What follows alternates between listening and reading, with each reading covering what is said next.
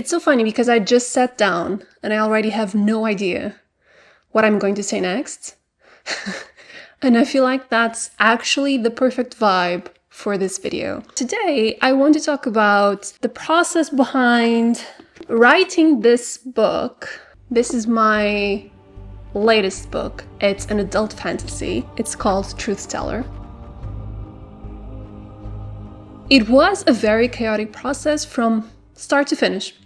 And that's precisely what I want to talk about today. When people know that I write fiction, people often think that I am as organized and as efficient as I am with any other area in my life, and that I go from this start to finish process that is linear and has no sort of obstacles or anything going wrong. And honestly, it's literally the opposite of that. When I'm writing fiction, I'm probably the most chaotic, overwhelmed person that exists. It is not a linear process.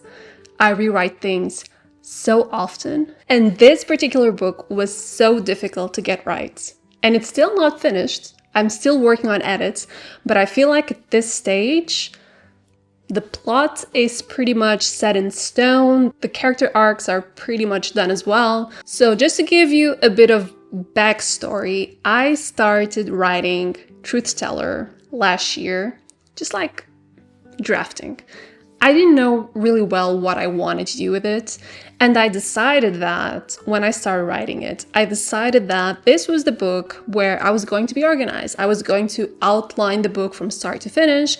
I was going to follow that outline. I was going to follow my plan. I had, pretty good understanding of how plot beats worked at the time. I did a lot of studying, a lot of research, and it was a pretty romantic book, so it also followed the typical romance beats besides following the typical fiction/fantasy beats as well. So it was really thoroughly planned from start to finish. The thing is, as much as I want to be a planner, a plotter, someone who is very organized when writing, that is not who I am. My brain can't process this creative act of writing in such a linear way. So what happened was I did follow my outline, to a T. I did follow that outline. I followed the plan. And the manuscript in itself, the first draft of the manuscript, was exactly what I thought it was going to look like when I started writing it. So I followed the plan. It was there, from start to finish, all the chapters in place, 10 to 12 page chapters, all the plot beats were in place. But then the book had no soul whatsoever. And this was a bit of a shock for me because I did spend a lot of time writing this book. And I do feel like it was an okay-ish book, but it did have no soul because I was limiting myself to my initial plan. I was limiting myself to my outline. Every single time I tried to do something different, I remember telling myself, stick to your outline because your outline has all the answers that you need. Please do not go astray. Once again, that resulted in a very soulless book. So what happened was, my agent told me this.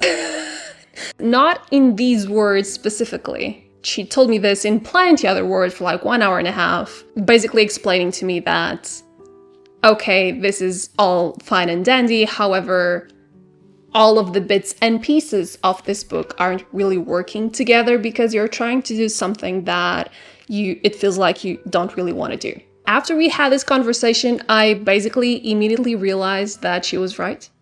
It didn't really take me long to process the feedback because in my heart, I knew that was a problem. And mostly because I wasn't as excited about this second book as I was excited about the first book I wrote. And for me, that was already sort of a red flag, but I was also trying to convince myself that I'm not excited about my second book as much as I'm excited about my first book because, the first book is a book of your soul, the first book is a book of your heart, so of course I'm not going to be as excited about book number 2. That's wrong. That was a wrong way of thinking about it. I am definitely as excited, if not more excited, about this book than I was about the first book that I ever wrote. And that's because when I went back to the drafting stage, and I started tearing apart that first draft for book number 2, I really told myself, you know what, just write the book that you want. Just write the book that makes you feel passionate about the story, about the characters. And don't try to constrict yourself too much into what typical plot beats look like, what are the genre expectations that, of the genre that you're writing. So I tried as much as possible to be flexible and to be a pantser, and I'm a pantser at heart. So I wanted to go back to those roots of just going to chaos mode. And it was so helpful because in my mind, I told myself, okay, you are pantsing this book. And of course that it will mean rewriting a lot, because when you're pantsing, and if you're not a pantser, you do not know this experience, which is phenomenal and at the same time terrifying.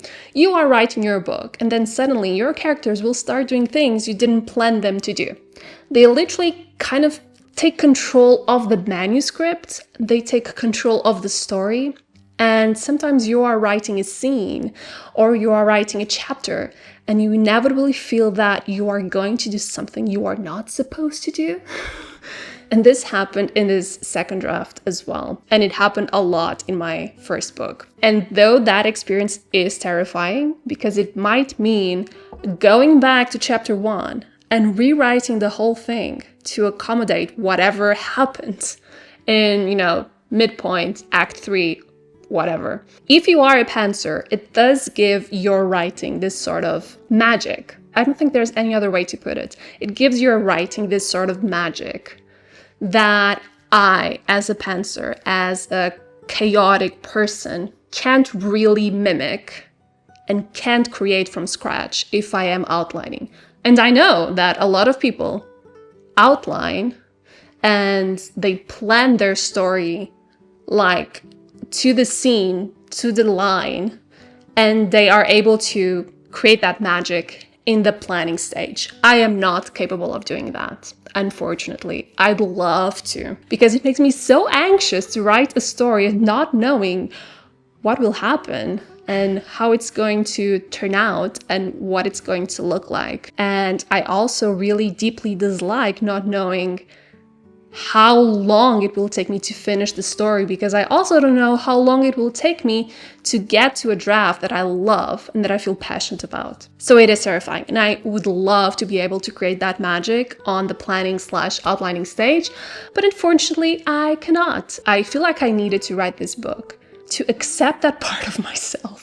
That is so creatively chaotic. Now you're going to see this video and it's going to be published under a productivity/organization channel.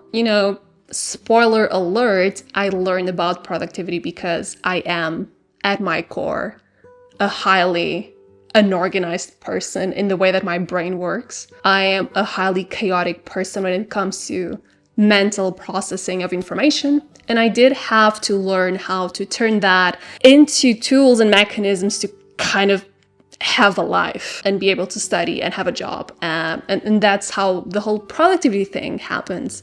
But creative work, I did realize that I want to keep that sort of chaotic vibe around, because it does feel more genuine when I create like that, instead of being too attached to a plan or to an outline or to a map of something that I thought was going to read well and I thought it was going to be interesting.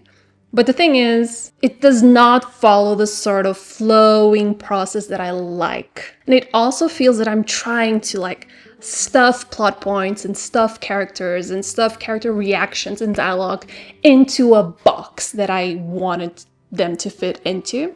So I prefer them to decide where they want to go. And of course that, once again, this means I will have to rewrite very often, and I do rewrite very often. This manuscript here, Act 1 was rewritten 3 times, under a month, before I was satisfied with how things were going in terms of plots. When I got to the end of Act 2, I realized I wanted to do something that would impact all the previous 250 pages, which meant going back to page 1, rewriting everything. And I do feel like that twist made the book so special. I probably would never be able to think about that twist if I didn't imagine it as I was drafting that particular scene.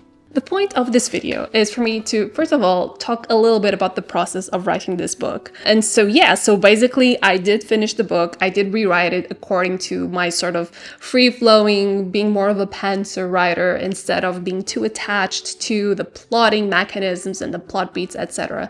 And my agent liked that version. So I think that's a win, and that's basically a sign for me to accept more of who I am as a creative person instead of trying to be something that I am not. So if you want to take a message out of this video is, don't try to be someone that you are not. And if you are a writer or if you are a creative, if your process looks a bit chaotic, I wouldn't worry too much about it. Probably it's just the way your brain works, and probably it's just the way your creative brain wants to create. And you probably should just accept that, of course, within, there's always a criteria of you have to be reasonable, especially if you are going for an industry that has expectations, that has standards. Of course, you can go overboard, or if you go overboard, you have to go back and then be like, okay, so this was like plan zero, draft zero. How can I adapt this now to something that will sell, or something that is acceptable or is submittable or publishable, or whatever you want to do with your life. So of course that this stage also happens somewhere down the line, but I do feel that what I have learned with this manuscript is that I'm way more chaotic than I'm willing to accept that I am. But the thing is, I'm now pretty happy about the fact that I am. Or maybe just because I'm 30 now. But I do feel like all the things that annoyed me in my 20s about myself, I now feel like they're superpowers. I want to embrace that. I want to embrace that reality that we are not as perfect as we want to be, but we can also turn all of those things into strengths instead of weaknesses. You don't have to limit yourself to plot beats in a strict way. You don't have to limit yourself to genre expectations in a very strict way. You should go above and beyond, when it comes to your originality and your creativity. You should not try to self-reject your own process right at the beginning of the drafting stage. Just try as much as possible to write a book you're passionate about, like the book of your heart. Go for the twists, go for the weird characters, and then see if, in the end, is this a finished product? If not, what can I do to adapt it to what society and the market expects of me? But don't self-reject in the beginning. Just write the draft. Even if you're a pantser like me, you have a place in the world. And I do feel like we also have our tiny superpowers. Although, once again, I'd love to be able to produce the magic in the planning and outlining stage, but I can't. But I've accepted that about myself. And if you want to know more about my writing, in my description box, I have all the handles related to my social media accounts where I talk about my books and about my writing process, so feel free to follow me there. When it comes to writing and developing your craft, I firmly believe that the best way to grow as a writer is by writing regularly and reading very widely, both within and outside your genre. That said, hearing other writers talk about their process can be so enlightening. And one resource I highly recommend is Lincoln Michel's class on science fiction and fantasy, creating unique and powerful worlds. The class explores principles and guidelines to help you transform your ideas into compelling and original stories. You'll learn how to craft rich worlds and unforgettable characters, and how to give structure and purpose to the limitless possibilities of speculative fiction. And you'll do this by drawing insights from works like The Lord of the Rings, Star Wars, and Game of Thrones. And you can watch this wonderful class on Skillshare. Skillshare's classes are taught by amazing world-class creatives like professional illustrators, renowned graphic designers, and successful entrepreneurs. You can learn directly from real, super talented and successful creatives in so many different categories like art and illustration, design and photography, and of course, writing. So if you're interested in this class, that I highly recommend the first 500 people to use my link in the description or scan the QR code on the screen will receive a 1-month free trial of Skillshare. So get started today.